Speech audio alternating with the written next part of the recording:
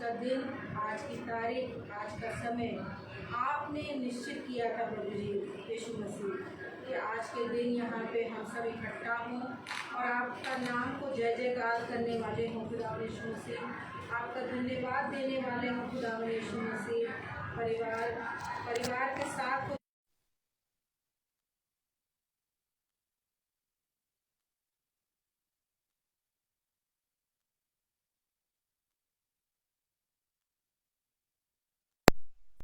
काम होगा, क्योंकि जब तक खुदा आप नहीं चाहेंगे इस परिवार में कुछ नहीं हो सकता।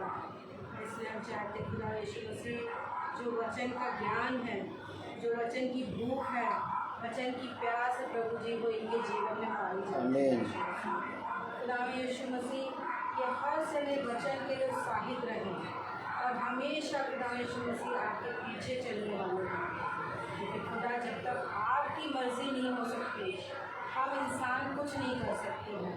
खुदा यीशु मसीह हम विश्वास करते हैं कि आपकी मर्जी थी कि आज के दिन यहाँ मीटिंग हो, इसलिए इनके दिलों में आपने ये काम किया कि इन्होंने अपने घर के द्वार आपके लिए खोले हैं और इस घर में आपका स्वागत है खुदा यीशु मसीह।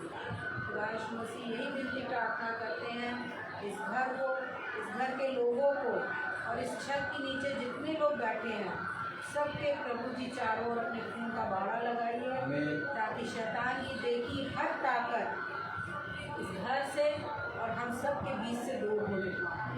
खुदा यीशु मसीह आपका लहू हम सब पर लगे, इस घर पर लगे और इस घर की एक एक वस्तु पे लगे।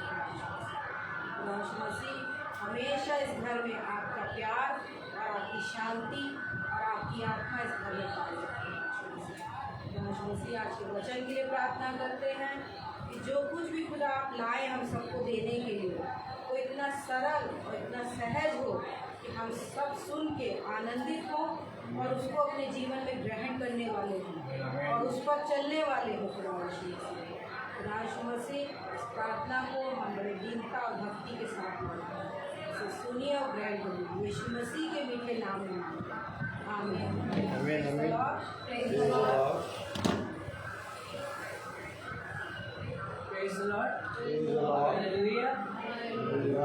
ये समय होगा कि हम एक गीत में आगे चलेंगे जिससे परमेश्वर के नाम को महिमा मिलेगी। अभिषेक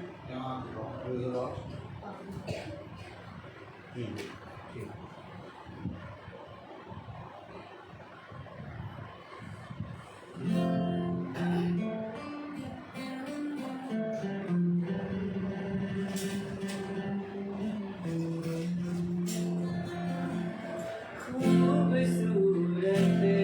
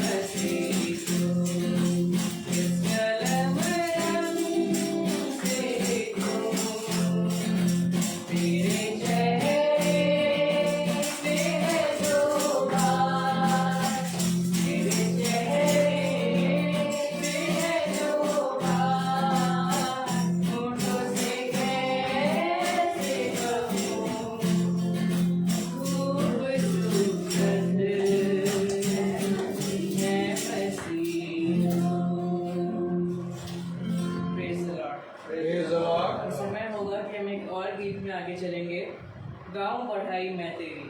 Amen.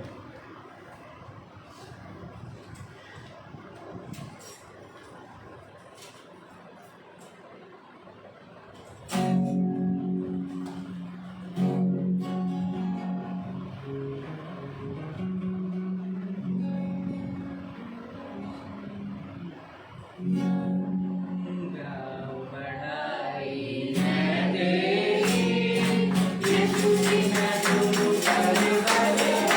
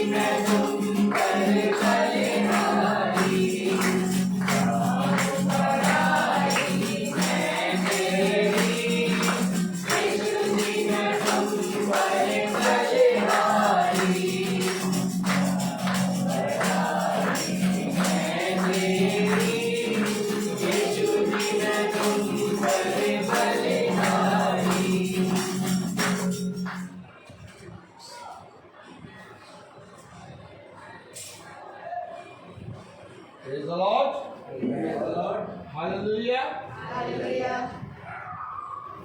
खुदा ने आज ये पवित्र समय, ये दिन दिया, जैसा हम सब ने उसकी स्तुति और महिमा करी। अगर कोई गवाही देना चाहता है तो यहाँ आए और खड़े होकर गवाही दे, क्योंकि गवाही मेरे प्यारे भाई बहनों हर एक मनुष्य के जीवन में होती है। लेकिन खुदा का कलाम कहता है कि समझ बूझ कर मेरी प्रतीति करो। मेरे प्यारे भाई बहनों, हमें ये मालूम होना चाहिए, हमें ये समझ होना चाहिए कि जो गवाही हम देते हैं वो गवाही मेरे प्यारे भाई बहनों खुदा की ओर से आती है। क्योंकि जब तक खुदा आपको बढ़ती ना दे आप गवाही नहीं दे सकते। Praise the Lord. क्योंकि मेरे प्यारे भाई बहनों मनुष्य ने बहुत अधिक परिश्रम तो किया, प्रेज़ द लॉर्ड, हालेलुया, लेकिन उसके जीवन में मेरे प्यारे भाई बहनों जो गवाहियां होती हैं मनुष्य उन गवाहियों को समझ नहीं पाता। Praise the Lord. और जब मेरे प्यारे भाई बहनों मनुष्य उन गवाहियों को जो उसके जीवन में होती है समझने और देखने लगता है, यहाँ मेरे जीवन में जो कार्य हुआ है उस कार्य को किसी मनुष्य ने नहीं बल्कि खुदा ने किया है। Praise the Lord. तब मेरे प्यारे भाई बहनों हमें खुदा के आश्चर्यचकित कार्य दिखने लगते हैं। क्योंकि खुदा का नाम कहता है कि ए मनुष्य के संतान तुझे क्या दिखाई देता है। Praise the Lord. क्योंकि जब तक दिखाई नहीं देगा तब तक मेरे प्यारे भाई बहनों हम गवाही नहीं दे पाएंगे। कलाम क्या कहता है, वचन क्या कहता है, उसको जानने के लिए, उसको समझने के लिए हमें प्रभु के वचन में कान लगाना होगा। Praise the Lord. और जब प्रभु ने अपने पवित्र वचन को हमें और आपको दिया है तो हम जरूर से जरूर अपने स्थानों पर खड़े होकर खुदा के वचन को आदर और महिमा देंगे और निकालेंगे रोमियो उसका दूसरा अध्याय।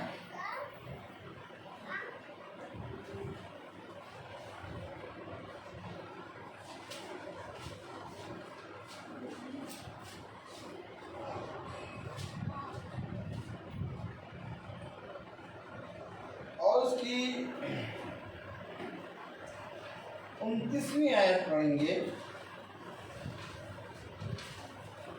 रोमियो 2:29।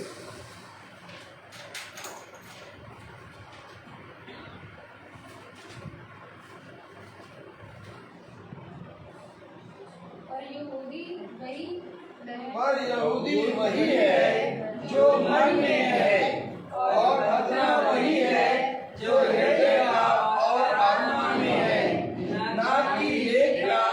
ऐसा ही कोई प्रशंसा मनुष्य की ओर से नहीं परंतु खुदा की ओर से होती है। खुदा का वचन जो कि पवित्र है, इस पवित्र वचन को खुदा हम निकम्मों को समझने और उस पर चलने की सामर्थ प्रदान करे। आमीन। हम सब अपने स्थानों पर बैठ जाएं। कलाम में लिखा है, वचन में लिखा है कि ऐसों की प्रशंसा,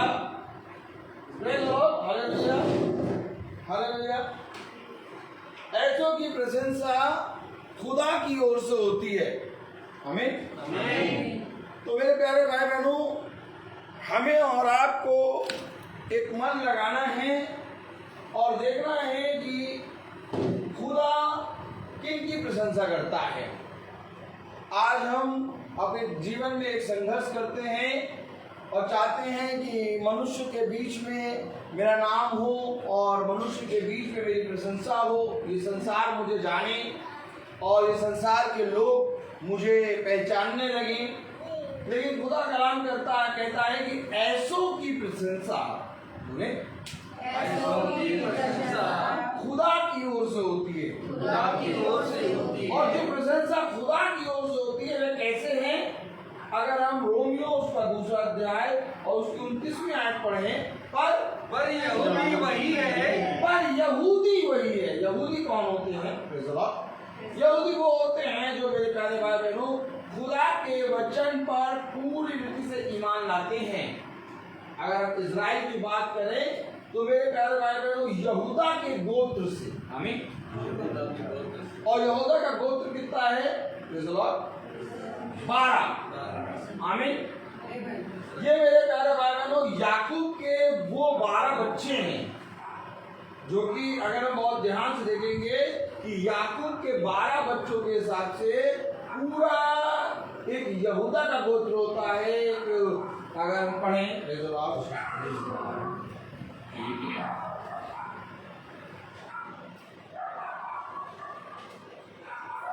हालेलुया, हालेलुया।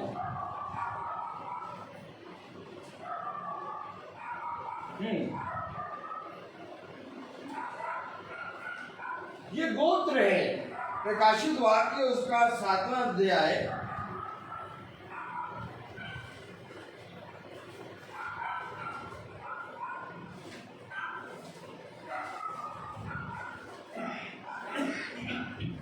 प्रकाशित वाक्य उसका 7वां अध्याय और उसकी 4थी आयत और 5वीं, 6ठी, 7वीं, 8वीं आयत, अर्थात 4थी आयत पढ़े अगर, जिन पर मोहर दी गई है, जिन पर मोहर दी गई है, मैंने उनकी गिनती सुनी, अर्थात इस्राएल की संतानों के सब गोत्रों में से 1 लाख, इजराइल की संतानों में से सब गोत्र, 1, 2, 3, 4, 5, 6, 7, 8, 9, 10, 11, 12 गोत्र इजराइल के घराने में से की संतानों के सब गोत्रों में से 1,44,000 पर मोहर दी गई। यहूदा के गोत्र, आमीन, आमीन।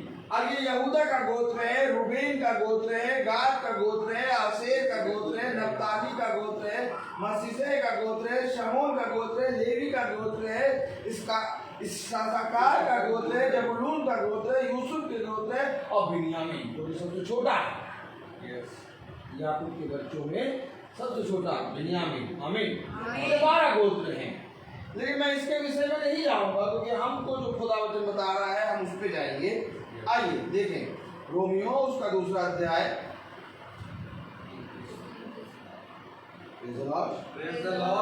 और उसका 29वीं आयत में लिखा है, पर यहूदी वही है जो मन में है और खतना वही है जो हृदय का और आत्मा में है, ना कि लेख का। ऐसा ही प्रशंसा मनुष्यों की ओर से नहीं परंतु खुदा की ओर से होता है, आमीन।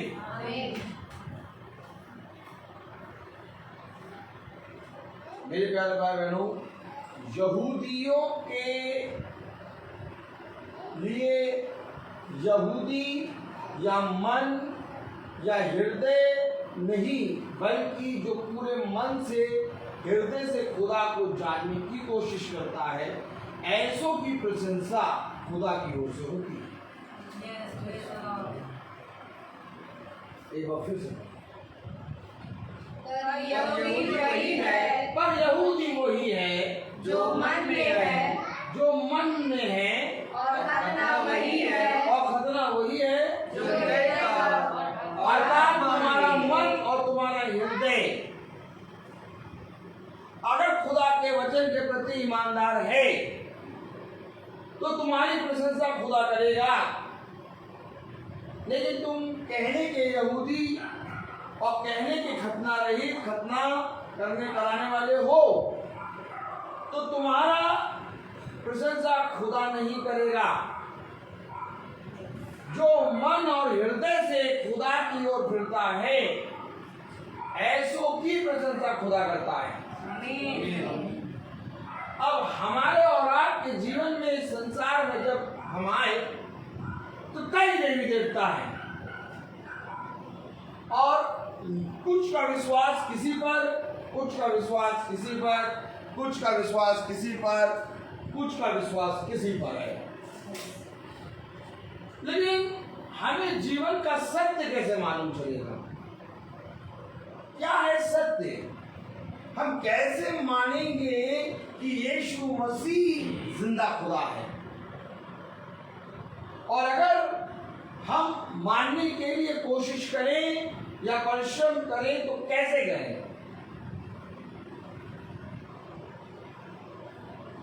अभी हमने एक आयत पढ़ी थी बहन अंजिलिना के घर में, क्योंकि यहूदी वही है जो मन और हृदय से खुदा की ओर फिरता है। ऐसों की प्रशंसा खुदा की ओर से होती है। आमीन। आइए देखिए प्रेरितों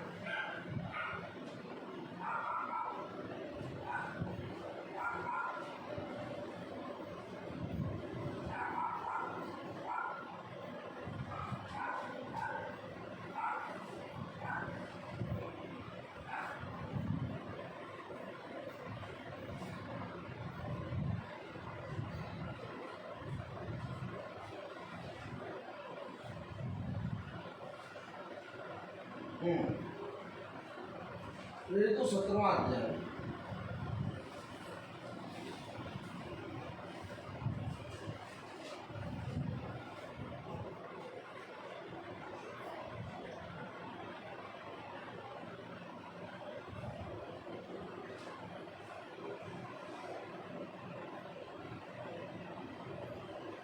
और 16वीं आयत पढ़े। तो 17-16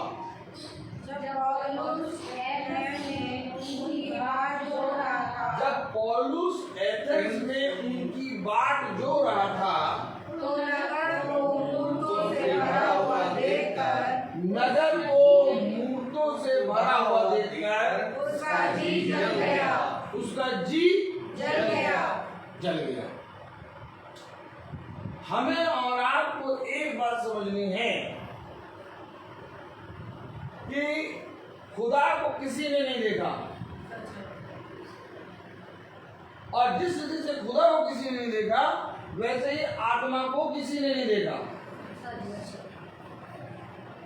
जब हम बोलते हैं तो एक शब्द सुनाई देता है। जिस तरह से आत्मा को कोई नहीं दे सकता, ठीक उसी रीति से शब्द को भी कोई नहीं दे सकता। आप शब्द को सुन सकते हैं, लेकिन मैं कहूं कि शब्द का आकार और शब्द की जाते हैं एक आकृति बनाओ, तो आप कभी इस शब्द की आकृति बना नहीं पाएंगे।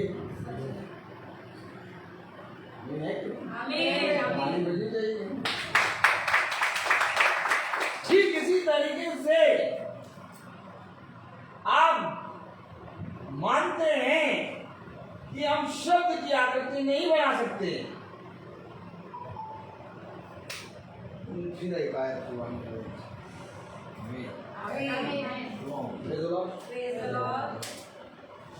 मैंने कहा जिस तरीके से आप मानते हैं कि आप शब्द की आकृति नहीं बना सकते, कितने भाई मानते हैं कि हम शब्द की आकृति नहीं बना सकते, वो हाथ उठाएं। आमीन। Praise the Lord. Praise the Lord.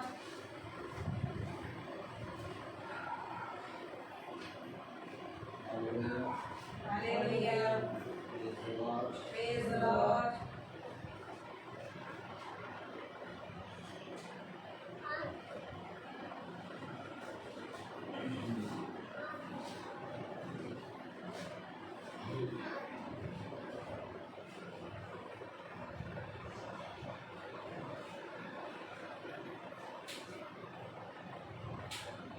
दूसरा कुरिन्थियों अब जो खुदा हमें वचन समझाने की कोशिश कर रहा है वो समझे कि खुदा ने वचन पूरा उलट दिया है। हमने कहा था उस वचन को हम आगे देखेंगे, लेकिन अब दिखा कुछ और रहा है, तो देखेंगे कैसे था। दूसरा कुरिन्थियों उसका 17वां आयत पढ़ेंगे। दूसरा कुरिन्थियों उसका 3रा अध्याय उसकी 17वीं आयत। अब समझे, जिस तरह से हमने कहा कि शब्द की कोई आकृति नहीं बना सकता, हमें अब शब्द की आकृति तुम क्यों नहीं बना सकते? तुम उसको सुनते हो, बनाओ आकृति। कैसे बनाओगे भाई? क्यों? क्योंकि शब्द की आकृति हम इसलिए नहीं बना सकते क्योंकि शब्द को हमने कभी देखा नहीं। केवल एक ही उत्तर है आपके पास, उसके अलावा कोई दूसरा उत्तर है नहीं। और उत्तर ये है कि शब्द को हमने कभी देखा नहीं, इसलिए हम शब्द की आकृति नहीं बना सकते। तो कलाम कहता है दूसरा कुरिन्थियों और उसका 3रा अध्याय और उसकी 17वीं आयत में क्या कहता है? पढ़े। प्रभु तो आत्मा है, प्रभु तो आत्मा है, और जहाँ कहीं प्रभु का आत्मा है वहाँ स्वतंत्रता, वहाँ कोई बंधन नहीं है, वहाँ कोई कलेश नहीं है, वहाँ कोई विपत्ति नहीं है। आज हमारे जीवन में कलेश, विपत्ति और अंधकार इसलिए है क्योंकि हम प्रभु की आत्मा में नहीं है। क्या प्रभु आत्मा है, और जहाँ प्रभु का आत्मा है वहाँ कोई बंधन नहीं। आमीन आमीन। मैं आपको पूछूं, क्या आप अपने जीवन में स्वतंत्र है? नहीं भैया,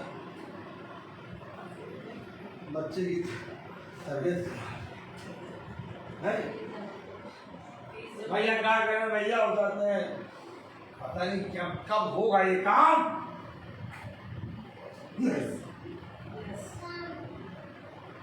जब सब कुछ ठीक होता है तो पता नहीं भैया क्या हुआ, पत्नी की तबीयत खराब हो जाती है। भैया हम तो देखते हैं कि महीने भर कुछ ना कुछ बोलो कुछ लगा रहता है।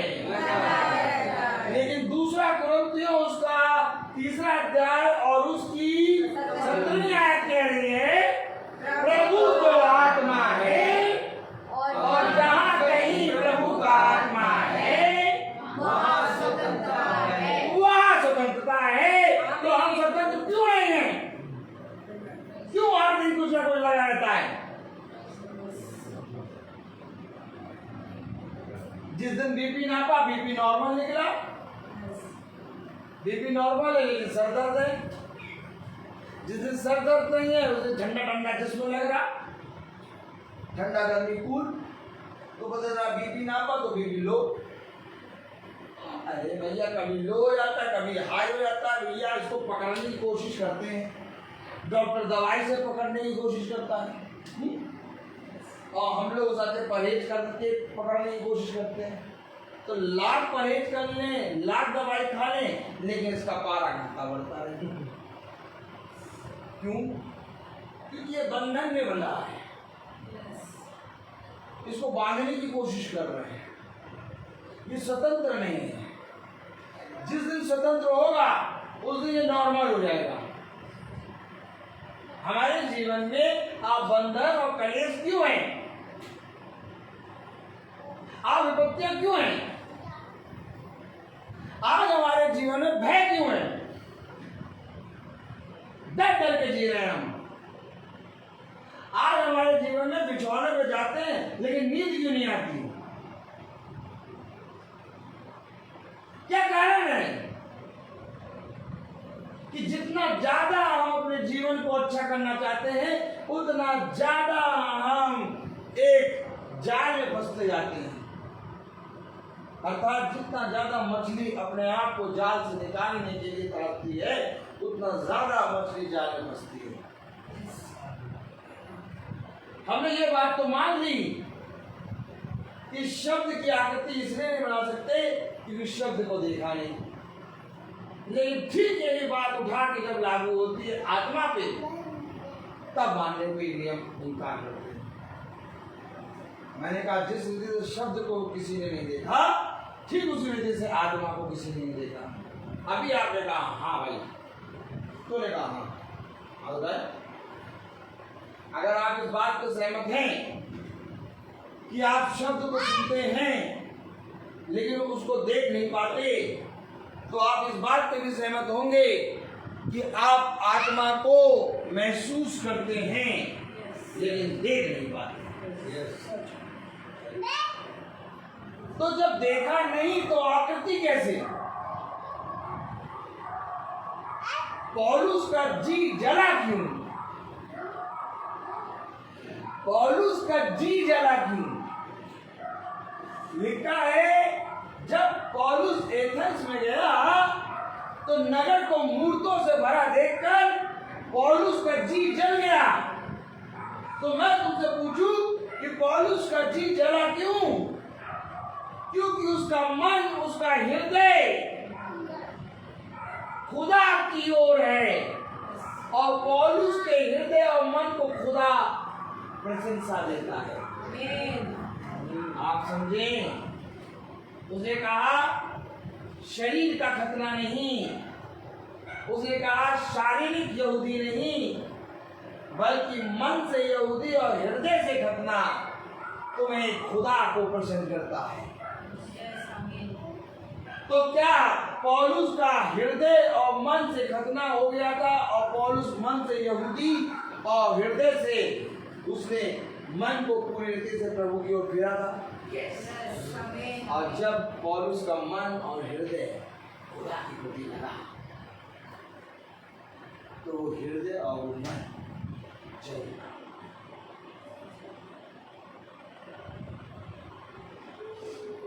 हृदय और मन जल गया। अभी आपने पढ़ा प्रभु के बारे में, तो जब आत्मा को देखा है तो उसकी आकृति कैसी है? हमें प्रभु के वचन से पढ़कर और उसके वचन में बैठकर इन बातों को समझना। इसलिए खुदा कहता है कि समय समय पर मेरे वचन में मेरी संगति हो। आज हमें अपना पोता, आज हमें अपनी बहू, और आज हमें अपना बेटा, आज हमें अपनी बेटी, आज हमें अपने घर का एक एक सदस्य बहुत प्रिय है। लेकिन मैं तुमसे कहता हूं कि अगर तुम सत्य को जान जाओगे तब तुम वचन में दौड़ोगे। ना अपने बेटे, ना अपनी बहू, ना अपनी बेटी, ना अपनी सास, ना अपने ससुर, कोई के पीछे नहीं दौड़ोगे। आज तक मनुष्य रिश्तों को अच्छा करने के लिए रिश्तों के पीछे दौड़ रहा है, लेकिन क्या रिश्ते सुधर रहे हैं? नहीं अच्छे हो रहे। क्यों?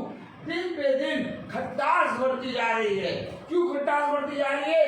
क्योंकि हमने जीवित खुदा को न जाना। जिस दिन तुम अपने जीवन में संसार और पृथ्वी के लोगों को छोड़ के खुदा के पीछे भागोगे ना, ये पृथ्वी के लोग और ये संसार तुम्हारे पीछे भागेगा। यीशु मसीह किसी को नहीं बुलाता था। फिर सुनो, यीशु मसीह कभी भी अनाउंसमेंट नहीं करता था कि आज मीटिंग होगी, बैनर लगाओ, ये लगाओ, वो लगाओ, कुछ नहीं करता था।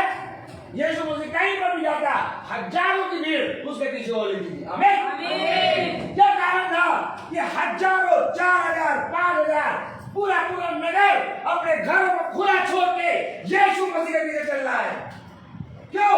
क्योंकि यीशु मसीह अपने पिता की सुनता है और वो पिता की करता है, और हम पृथ्वी के हैं, इसलिए हम पृथ्वी की चीजों को तो ध्यान देते हैं, और पृथ्वी की चीजों पर जितना ध्यान देते हैं उतना पृथ्वी की चीजें हमें सताती हैं।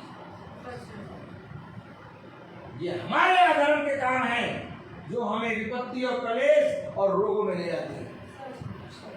तो एक रोग तुम्हें छूने ना, एक व्यक्ति तेरे डेरे के निकट आने ना पाएगी।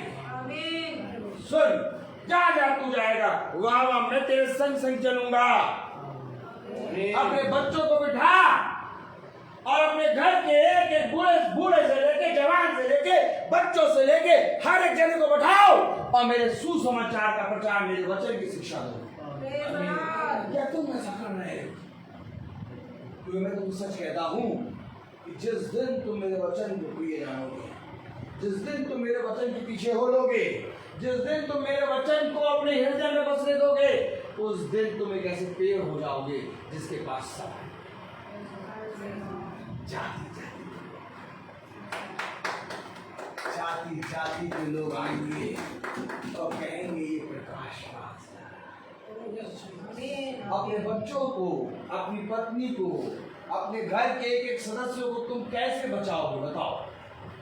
जबकि दिन देख रहे हो भयानक आते जा रहे हैं, महामारी सर पे खड़ी है, महंगाई और होती जा रही है। तुम ये सोचते हो कि जितना हम कमाते हैं हम महीने में खा लेते हैं और 4 महीने का राशन और 1 महीने की पगार में जोड़ सकते हैं, हमारे पास तो इतना है। अब मैं कहूँ अगर रात 1 साल के राशन के बराबर महंगाई बढ़ जाए तो क्या करोगे? रात ही में ये काम हो जाएगा। रात में सोगे, आटा 40 रुपए किलो है, सुबह उठोगे तो आटा 400 रुपए किलो हो जाएगा। क्या करोगे तुम? क्या करोगे तुम? रात में पलक झपकते काम होगा, पलक झपकते। तुम ये सोच रहे हो कि तुमने जो धन कमाया है, तुम्हारे पास जो धन है, उससे तुम अपने जीवन को, अपने बच्चों के जीवन को बचा सकते हो। नहीं हो सकता ये काम। कोई मनुष्य जीवन में एक सांस को घटा बढ़ा नहीं सकता। किस धन पे विश्वास करते हो और किस वस्तु पे घमंड करते हो? सेकंड पलक भी नहीं झपकोगे कि वो वस्तु और वो चीज तुम्हारे साथ छोड़ देगी। साथ केवल एक वही होगा जिसको तुमने जीवित रहते हुए पहचान लिया। धन्य हो तुम जो इस पृथ्वी पर जिंदों की दुनिया में जिंदा हो, क्योंकि सुनो, मिट्टी कभी खुदा का धन्यवाद नहीं कर सकती। आज जब हम जीवित खुदा को जान जाएंगे ना, 1000 गिरे 10,000 गिरे तुझे कुछ ना होगा। जीवित खुदा को जानने के लिए आपको हृदय और मन से खुदा को जानना होगा। आपका शरीर, आपके शरीर की आंखें, आपके शरीर के कान, आपके शरीर का पैर, आपके शरीर का कोई अंग खुदा के साथ नहीं चल सकता। अगर खुदा के साथ चल सकता है तो केवल है खुदा का मन। इसलिए खुदा ने वचन में कहा, मेरे मन के मुताबिक एक शख्स मिल गया। आज हमें और आपको जैसे पौलुस का जी जल गया। किसी मनुष्य को देख के पौलुस का जी नहीं जला। जिन मनुष्यों ने अभी पहले, थोड़ी देर पहले मीटिंग में सुना, उनके कपड़े उतार के बेच मारे, पौलुस का जी नहीं जला। आप जब वो आयत पढ़ रहे थे, प्रेरितों 16:21, 22, प्रेरितों 16:22 पढ़ें। तब भीड़ के लोग उनके विरोध में इकट्ठा होकर चढ़ आए और हकीमों ने उनके कपड़े फाड़ कर उतारे, लोगों के बीच में नंगा कर दिया पौलुस और सिलास को। उनके कपड़े उतार के फाड़ डाले और उन्हें बेत मारने की आज्ञा दी। बेत से मारा गया पौलुस और सिलास। तब पौलुस और सिलास का मन क्यों नहीं जला? मैं तुमसे पूछूं कि जब पौलुस और सिलास के पीठ पे, उनके देह पे बेत मार रहे थे, उनके कपड़े को उतार के नोच के फेंक रहे थे, बीच चौराहे पे उनको नंगा करके मार रहे थे, तब पौलुस और सिलास का जी क्यों नहीं जला? कि खुदा कलाम कहता है, किसी मनुष्य को अशुद्ध ना कहे। और पौलुस का मन और हृदय खुदा की ओर लगा रहता है। पौलुस जानता है कि ये यहूदी, ये रोमी जो मुझे मार रहे हैं, इनको खुदा ने बनाया है। उसने उनके प्रति उनका जी नहीं जला, लेकिन एक चीज थी जिसको देख के पौलुस का जी जल गया।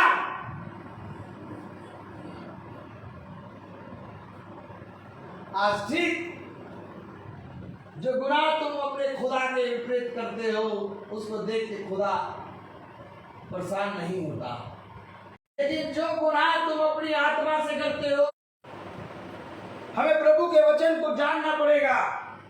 अभी आपने देखा उनके कपड़े उतार कर उन्हें बेत से मारा गया, लेकिन कहीं नहीं लिखा कि पौलुस और सिलास का जी जला।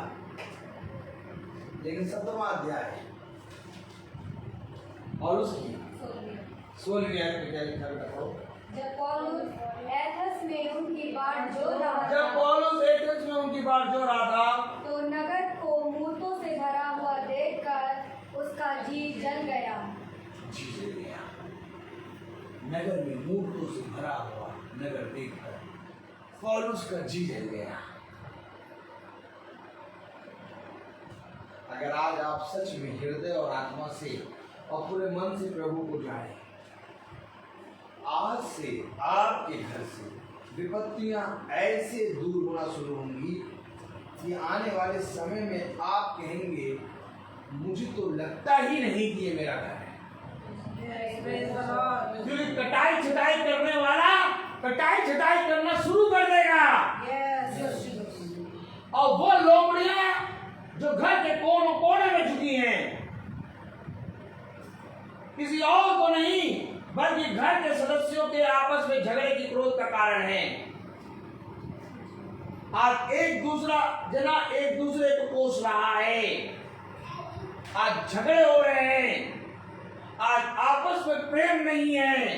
ये लोमड़ियां को खुदा का आत्मा काट डालेगा, क्योंकि खुदा आत्मा है, अभी आपने पढ़ा। और जहां कहीं जहां कहीं खुदा का आत्मा है, तो अगर हम अपने मन और अपने हृदय को खुदा की ओर फेरेंगे तो यहाँ खुदा का आत्मा है। क्योंकि कलाम कह रहा जहां कहीं खुदा का आत्मा, आकृति मूर्त नहीं, जहां कहीं खुदा का आत्मा है वहां स्वतंत्र। अगर आज आप अपने घर को स्वतंत्र करना चाहते हैं, अगर आज आप अपने जीवन को स्वतंत्र करना चाहते हैं, अगर आज आप सत्य को जानना चाहते हैं, तो सत्य आएगा और तुम्हें सारी बातों से स्वतंत्र करेगा।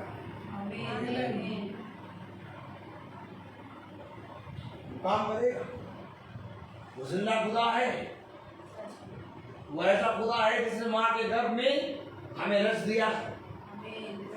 और जब माँ के गर्भ में रचे जा रहे, न संसार का कोई डॉक्टर, न हाकिम, न वैद्य, न कोई धर्म, और ना ही कोई धार्मिक ग्रंथ, और ना ही कोई मनुष्य, ना ही माँ, ना ही पिता, और ना ही कोई संसार का मनुष्य हमें बना रहा, ना देख रहा। केवल एक दृष्टि, केवल एक खुदा जो स्वर्ग, पृथ्वी और अधोलोक के बीच में खड़ा होकर कहता है कि यदि मैं तुझसे प्रश्न करूं तो क्या तू मुझे उत्तर दे सकेगा? अगर तू मुझे उत्तर दे सकेगा तो मुझे बता कि जंगल में हिरण्य ने बच्चा कब दिया।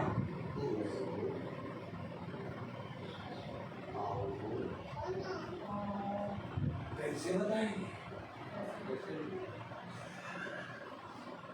एक भी प्रश्न का उत्तर तुम नहीं ला सकोगे। इसलिए कह रहा खुदा तो आत्मा है, और जहां कहीं खुदा का आत्मा है, यानी कि जहां कहीं खुदा का आत्मा है, यानी कि जो आत्मा और हृदय से खुदा को की ओर फिरता है, खुदा उससे प्रसन्न होता है। अभी आप अब मुझे आप बताइए, आप मुझे बताइए, बहन के घर हम आज आ गए, बहन को कभी हमने जाना नहीं है, कोई ना रिलेटिव में हमारे, बहन अंजलिना से मुलाकात हुई, इनके घर में आए, बहन आई मीना, बहन आई, और भाई लोगों को मैं फर्स्ट टाइम देख रहा हूँ। आमीन। आमीन। लेकिन मैं आपके घर कैसे पहुंच गया? कहीं ना कहीं खुदा ने अपनी आत्मा को आपको दिखाया। यस, आमीन। कहीं ना कहीं जिस तरह से आप शब्द को सुनकर आपको एक सुनने की शक्ति मिलती है, ठीक इसी तरीके से वही आत्मा जो दिखाई नहीं देती आपको छुआ और आज आपके घर में आ गया। आमीन। खुदा तो आत्मा है, और जहां कहीं खुदा का आत्मा है, यानी कि अब इस आत्मा पे जो विश्वास करेगा, यानी कि जो इस अनदेखी हुई वस्तु पे विश्वास करेगा, देखी हुई पे नहीं करना है, अनदेखी हुई।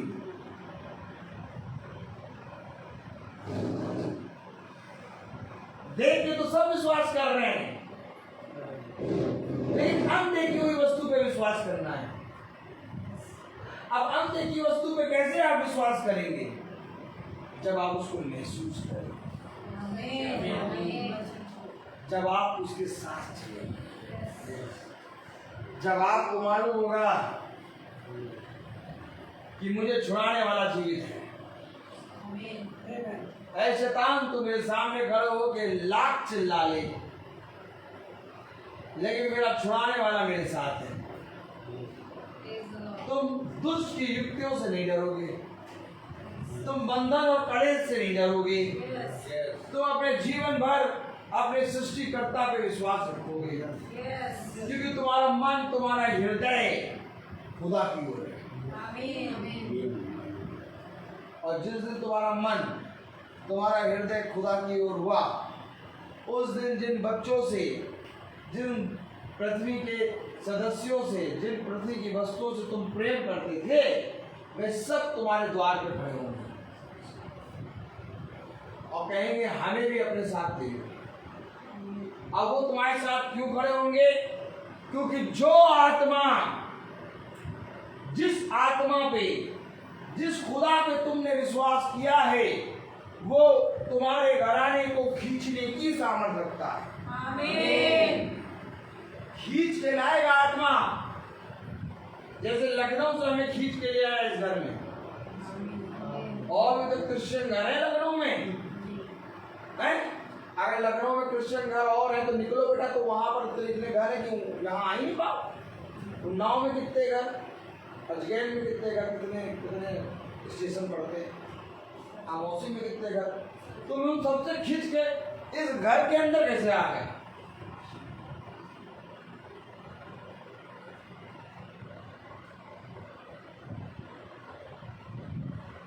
मैं कहूँ तुम इन सारे घरों को छोड़ के इस घर के अंदर कैसे खींच के आ गए?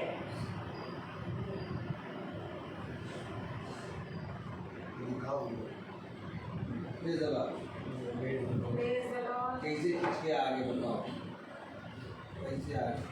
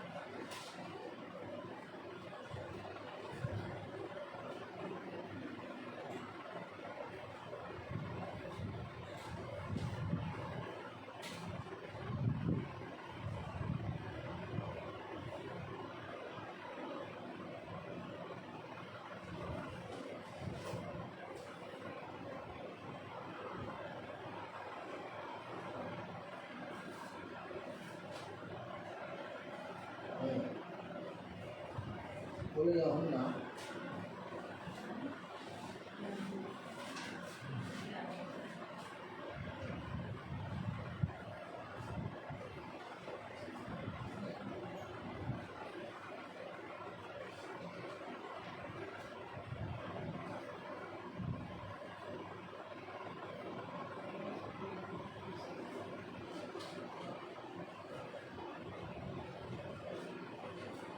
उसका तीसरा अध्याय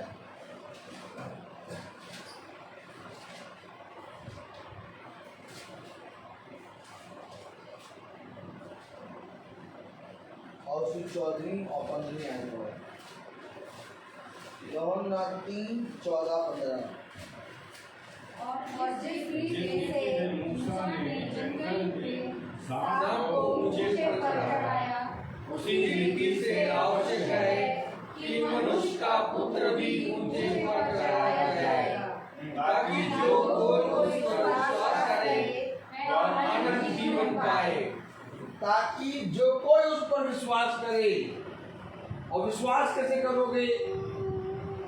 जब तुम्हारा मन, तुम्हारा हृदय उसकी ओर फिरेगा। अब मनुष्य का पुत्र कहाँ चढ़ाया गया? सबसे ऊंचे पर। और हम क्या ढूंढ रहे हैं? नीचे की चीजें। और हमें देखना क्या है? आकाश। उसने कहा मुझे सहायता पर्वतों से मिलेगी।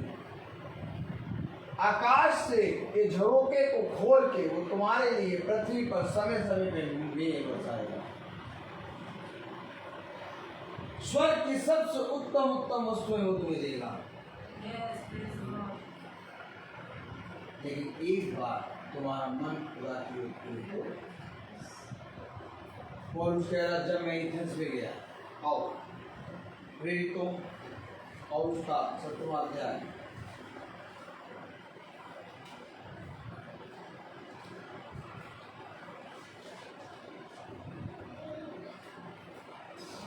सोलहवीं आयत पढ़े 17-16। जब पौलुस एथेंस में मन की बात जोर रहा था, तो नगर को मूसों से भरा हुआ देखकर उसका जी जल गया। उसका जी जल गया। प्रेरितों 17-20 पढ़े। क्योंकि तू अनोखी बातें हमें सुनाता है, इसलिए हम जानना चाहते हैं कि इनका अर्थ क्या है। हम जानना चाहते हैं इनका अर्थ। तो हमें अनोखी बातें बताता है।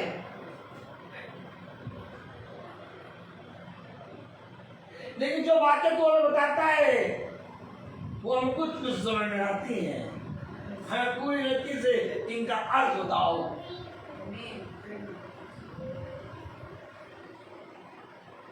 हम इनका अर्थ जानना चाहते हैं।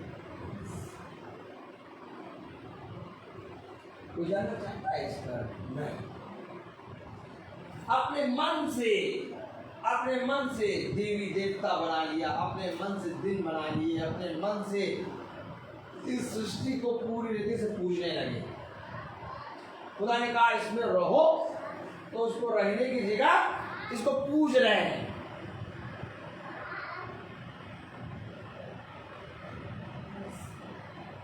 अब नगर निगम वाले बोलो। नगर निगम वाले अब कूड़े को साफ करने की जगह कूड़े को पूछने लगे। क्या हाल होगा आपके घरों का, आपकी गलियों का? आफत आ जाएगी। बोले आफत आ जाएगी। और ठीक वही आफत आपके जीवन में आ पड़ी है, वो नहीं सही। क्योंकि हम सृष्टि को पूजने लगे। और पूजना किसको होता? सृष्टि करता।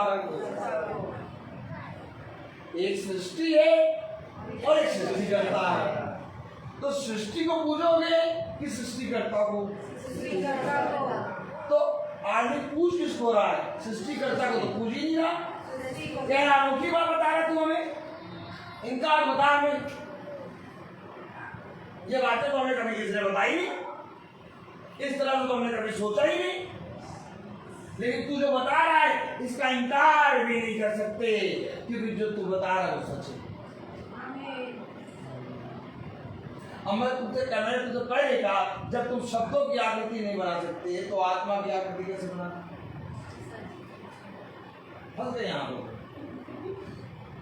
अब चाहे जितना निकलना चाहो, रात में बिछौने पे जाओ, सोचो, पहले बोलो और फिर इसकी आकृति बनाओ। एक पेंसिल लेके बैठो, एक रबड़ लेके बैठो और एक सादा पेपर लेके बैठो और बोलो बहू, आप बहू की आकृति बनाओ।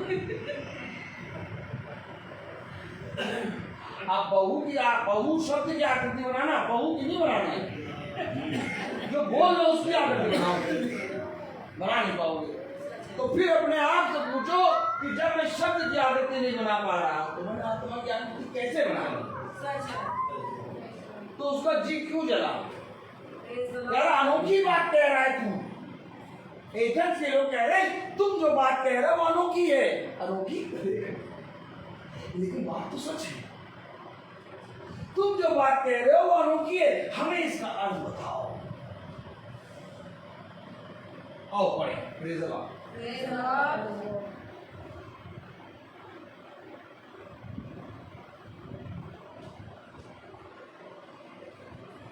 22वीं आयत में तब पौलुस अरियुपगुस के बीच में खड़े होकर कहा। तब पौलुस ने अरियुपगुस के बीच में खड़े होकर कहा। अब पौलुस बीच में खड़ा हो गया। क्यों कह रहा है? वे कह रहे इन बातों का अर्थ बताओ, बताओ हमें इन बातों का अर्थ। क्योंकि जो बातें तो कह रहा है वो अनोखी है। अब हमें इन बातों का अर्थ बता। बीच में खड़ा हो गया। अरे बीच में तुम्हारा जी जल रहा है, क्योंकि मन और हृदय जीवित खुदा को देखता है और जीवित खुदा स्वर्ग से प्रशंसा करता है।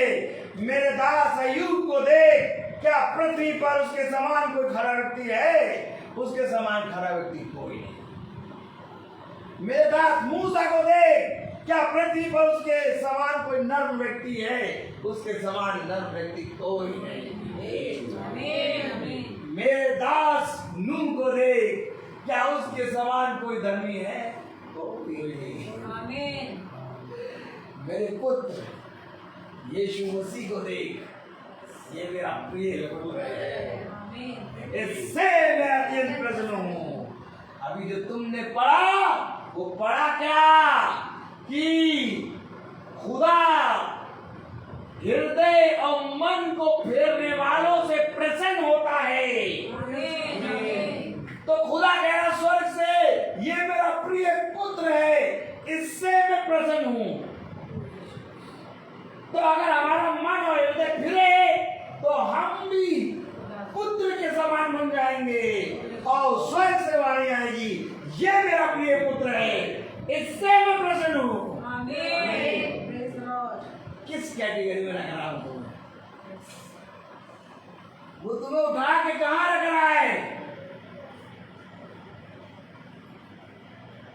अपने वंश में, अपने गोत्र में, अपनी जायदाद का हिस्सा तुम्हारे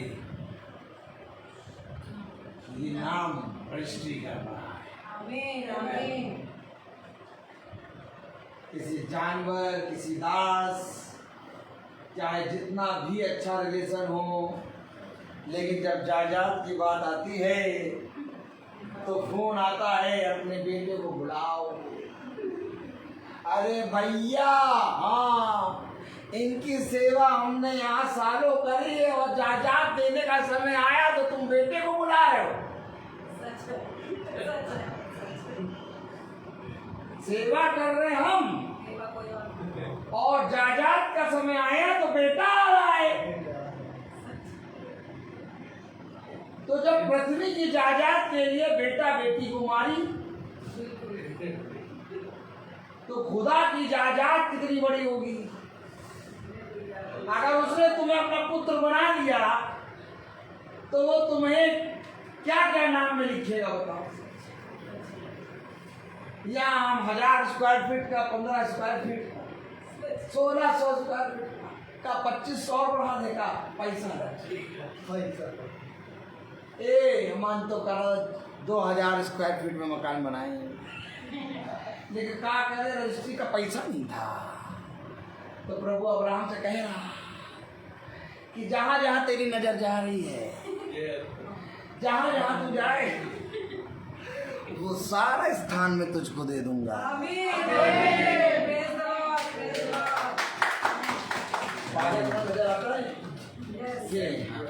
पता लग रहा है ये तीसरी मीटिंग है, ऐसा लग रहा पहली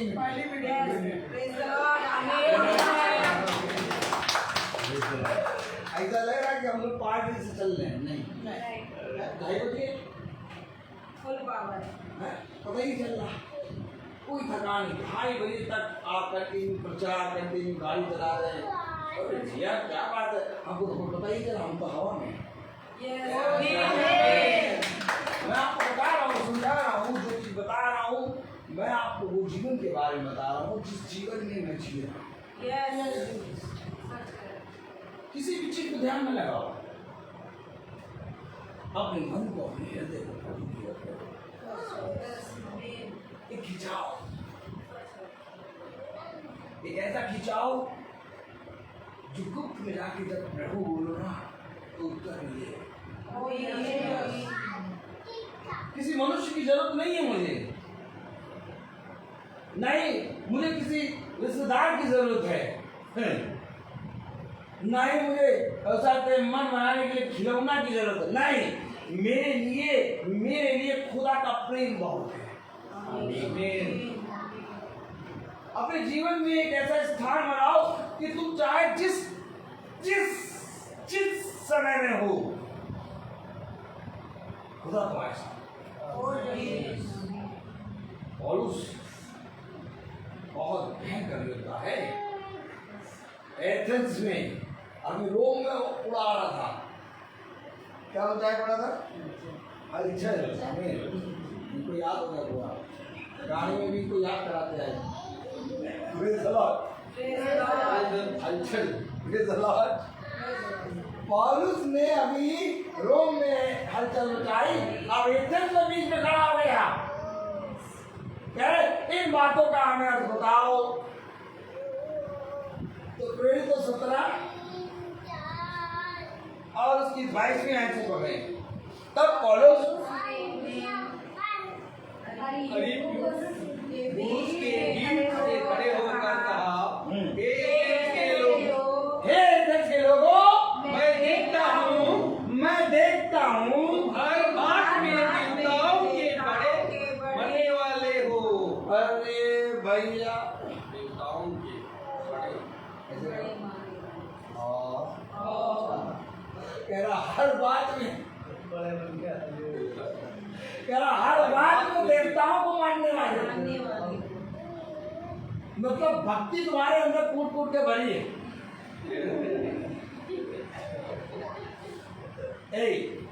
हाँ, आमीन ना बनाना, क्यों? 40 और 40 दिन लग गया ना।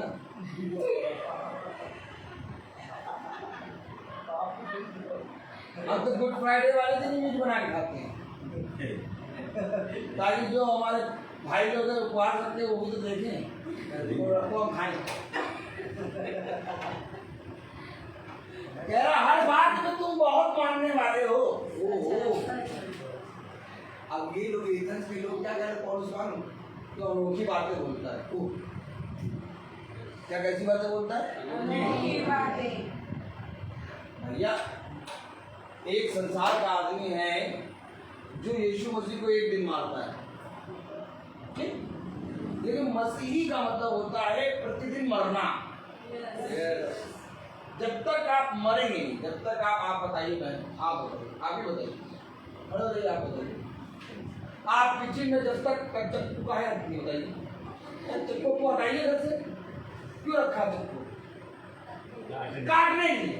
जब तक काटती नहीं है तब तक खाना नहीं मिलता। तो काट क्यों रहो, मार क्यों रहो? खाने के लिए। तो भैया अगर यीशु मसीह को तुमने गुड फ्राइडे दिन मारा, तो बाकी यीशु ने मसीह कलाम में वचन में लिखा कि रोज तुम्हारे साथ बाढ़ा जाएगा। यस आमीन और प्रतिदिन वही आत्मा, जिस आत्मा ने यीशु मसीह को जिलाया, वही आत्मा प्रतिदिन तुम्हें मुर्दों में से जिलाएगी। तो भैया वो एक ही का रखते हैं ना प्रतिदिन, समझना पड़ेगा। क्या तुम हर बात, ओ पौलुस तारीफ कर रहा है एथेंस के लोगों, तुम हर बात में देवताओं को मानने वाले हो। वाह, एक दिन इन्होंने रख लिया कि नमक नहीं खाएंगे, एक दिन रख लिया इन्होंने नमक नहीं खाएंगे, एक दिन रख लिया कि फास्ट रखेंगे, तो फास्ट में क्या पिएंगे? नींबू पानी, काली चाय और उसका संतरा, केला, हाँ और अनार। अनार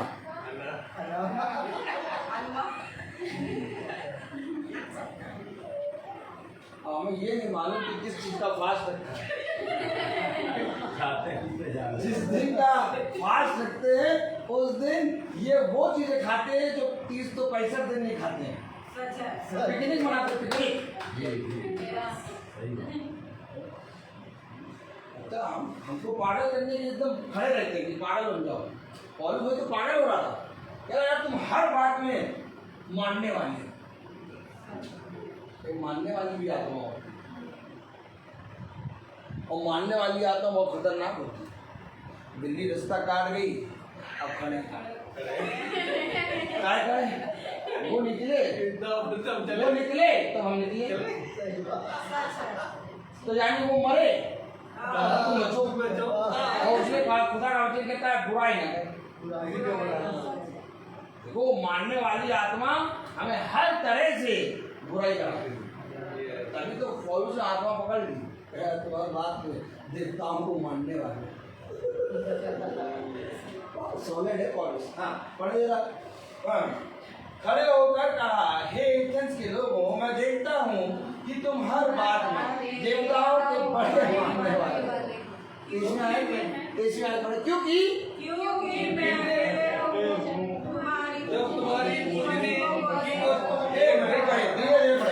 क्योंकि मैं फिरते हुए जब तुम्हारी पूजने की वस्तुओं को देख रहा था तो एक ऐसी वेदी पाई जिस पर लिखा था अनजाने खुदा के। यानी एक वेदी थी जो खाली थी। मैं जब तुम्हारी वेदियों के पास से गुजर रहा था तो उन वेदियों पे बहुत सी चीजें रखी हुई थी, लेकिन एक वेदी को मैंने देखा जो खाली थी और उसमें लिखा था अनजाने खुदा के लिए। उस वेदी पे कोई मूर्ति, उस वेदी पे कुछ नहीं था। ओह माय गॉड, पौलुस कैसे फाड़ रहा है विश्वास को, नहीं कैसे सिखा रहा है खुदा की आत्मा। फिर पढ़े 23 में आए, धीरे धीरे पढ़े। क्योंकि मैं फिरते हुए जब तुम्हारी पूजने की वस्तुओं को देख रहा था तो एक ऐसी वेदी पाई जिस पर लिखा था अनजाने खुदा के लिए।